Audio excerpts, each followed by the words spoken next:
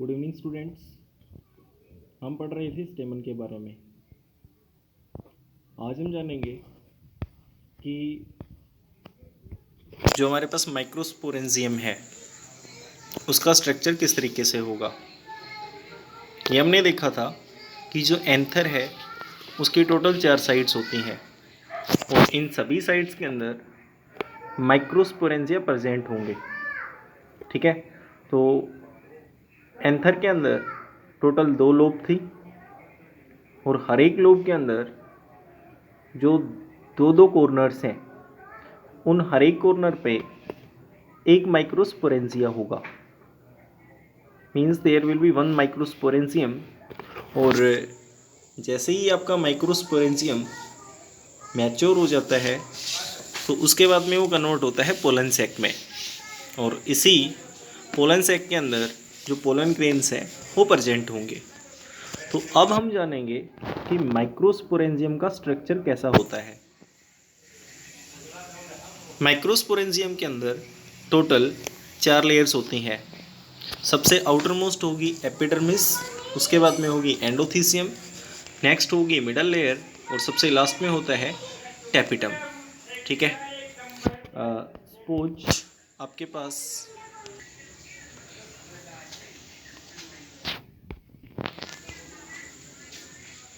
एक माइक्रोस्पोरेंजियम है और उस माइक्रोस्पोरेंजियम के अंदर सबसे जो आउटर मोस्ट लेयर होगी वो आपकी एपिडर्मिस है।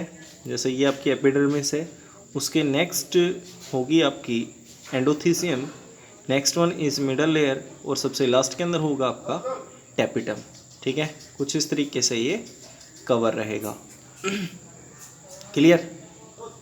और यहाँ पर आपका जो माइक्रोस्पोरेंजियम है दैट विल एग्जिस्ट। तो यहाँ पे जो आउटर 3 लेयर्स हैं, इन 3 लेयर्स का काम होगा इस माइक्रोस्पोरेंजियम को प्रोटेक्ट करना। ठीक है, इट विल प्रोटेक्ट इट। और जो सबसे लास्ट वाला होता है जो कि टैपिटम है, इस टैपिटम का फंक्शन है इस माइक्रोस्पोरेंजियम के अंदर, इस माइक्रोस्पोरेंजियम लास्ट के अंदर पोलन सैक में कन्वर्ट होगा। तो इस माइक्रोस्पोरेंजियम और पोलन सैक के अंदर जो पोलन ग्रेन बनेगा, मीन्स जो डेवलपिंग पोलन ग्रेन होगा, उस पोलन ग्रेन को न्यूट्रिशन प्रोवाइड करने का काम होता है टैपिटम का।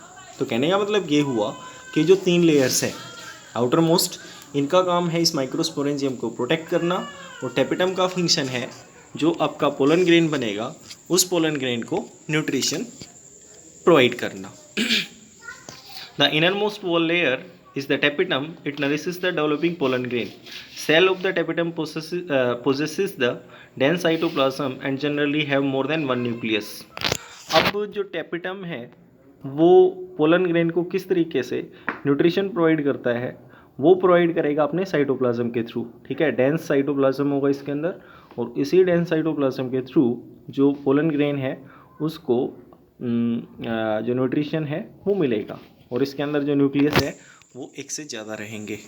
ठीक है, तो ये था हमारे पास स्ट्रक्चर। अब होता ये है कि जब तक हमारे पास एंथर यंग है तो उस एंथर के अंदर कुछ कॉम्पैक्टली अरेंज्ड होमोजीनियस सेल्स होंगे जिनको बोलते हैं हम स्पोरोजिनस टिश्यू। और यही स्पोरोजिनस टिश्यू जो हमारे पास ये माइक्रोस्पोरेंजियम है, इस माइक्रोस्पोरेंजियम के सेंटर में होते हैं। ठीक है, अब हम जानेंगे कि इस स्पोरोजिनस टिश्यू का क्या रोल होगा। स्पोरोजिनस टिश्यू एक पोलन मदर सेल है। पोलन मदर सेल से मतलब ये है कि जो पोलन ग्रेन बनता है वो पोलन ग्रेन इस स्पोरोजिनस टिश्यू से बनेगा। ठीक है, पोलन ग्रेन, और पोलन ग्रेन होता है male gamete of the flower. ठीक है, आप ये जानते हो कि सेक्सुअल रिप्रोडक्शन के अंदर मेल गैमेट होना चाहिए और उसके साथ साथ फीमेल गैमेट। तो यहाँ पे जो स्पोरोजिनस टिश्यू है ये पोलन मदर सेल है। पोलन मदर सेल पीएमसी इसको आप बोल सकते हो। तो इसी से आपका जो पोलन ग्रेन है वो बनेगा। तो अब हम ये जानेंगे कि ये बनेगा कैसे। सपोज ये आपके पास माइक्रोस्पोरेंजियम है और इस माइक्रोस्पोरेंजियम के अंदर ऐसे बहुत सारे स्पोरोजिनस टिश्यू रहेंगे, ठीक है। तो यहाँ पर हम मान लेते हैं कि एक स्पोरोजिनस टिश्यू है और यहाँ पे जो स्पोरोजिनस टिश्यू होगा दैट इज़ माइटोटिक, ठीक है। माइटोटिक का मतलब ये है कि इसके अंदर कंप्लीट आपके जो सेट हैं क्रोमोसोम्स के वो प्रेजेंट रहेंगे, ठीक है। This is diploid.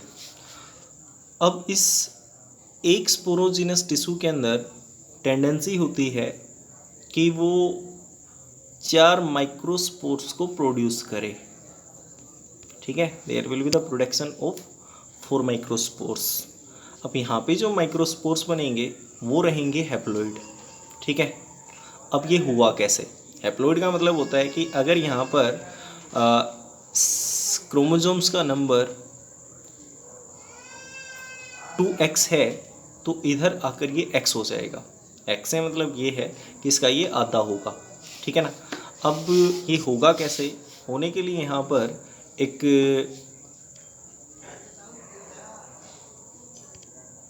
Cell division होगी जिसको बोलते हैं हम मियोसिस, ठीक है।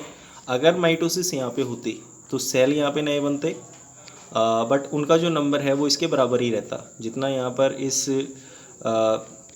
पेरेंट सेल के अंदर है सेम डॉटर सेल में होता। बट अगर मियोसिस होगी तो मियोसिस होने पर यहाँ पर जो सेल का नंबर है वो 4 होगा बट क्रोमोसोम का नंबर यहाँ पर हाफ होगा।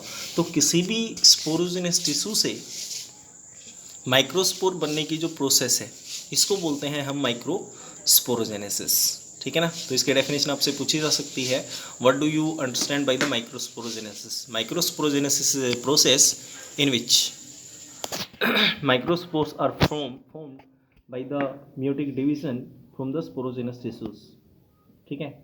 यहाँ पर एक स्पोरोजिनस टिश्यू से 4 माइक्रोस्पोर बनेंगे और ये जो माइक्रोस्पोर्स है इनको बोलेंगे हम माइक्रोस्पोर टेट्राड, ठीक है।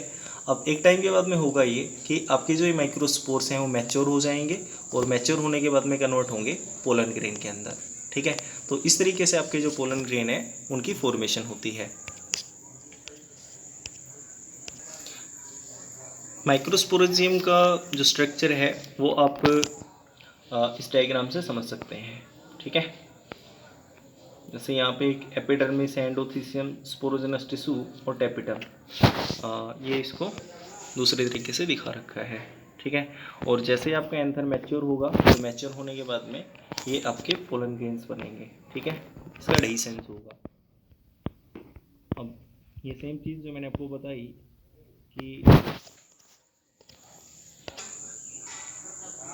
तो यहाँ पर लिखा हुआ है इस cell each cell of sporogenous tissue is capable of giving rise to a microspore tetrad.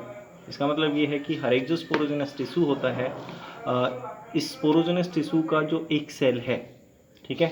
आप ये जानते हो group of cells is known as tissue. तो हर एक जो सेल है वो माइक्रोस्पोर टेट्राड को राइज कर सकता है। टेट्रा का मतलब होता है यहाँ पे 4, तो 4 माइक्रोस्पोर टेट्राड बनेंगे।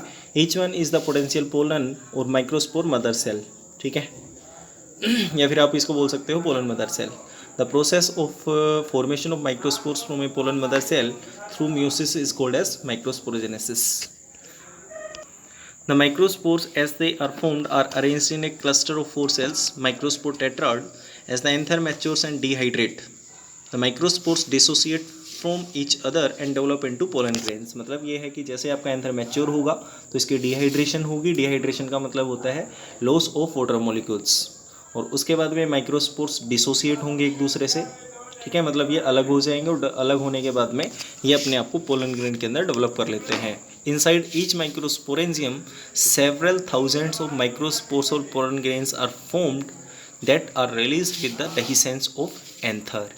इसका मतलब ये होगा कि एक माइक्रोस्पोरेंजियम के अंदर कई हज़ार माइक्रोस्पोर्स और पोलन ग्रेन्स की फॉर्मेशन होती है, और जैसे ही आपका एंथर का डेhiscence होगा, ठीक है, उसका ब्रेक डाउन होगा, तो उसके बाद में पोलन ग्रेन्स रिलीज हो जाते हैं। ओके, नेक्स्ट टॉपिक के अंदर हम पढ़ेंगे पोलन ग्रेन्स और किस तरीके से इनका स्ट्रक्चर होगा, क्या इनकी कैरेक्टरिस्टिक्स होंगी। Thank you for watching the video.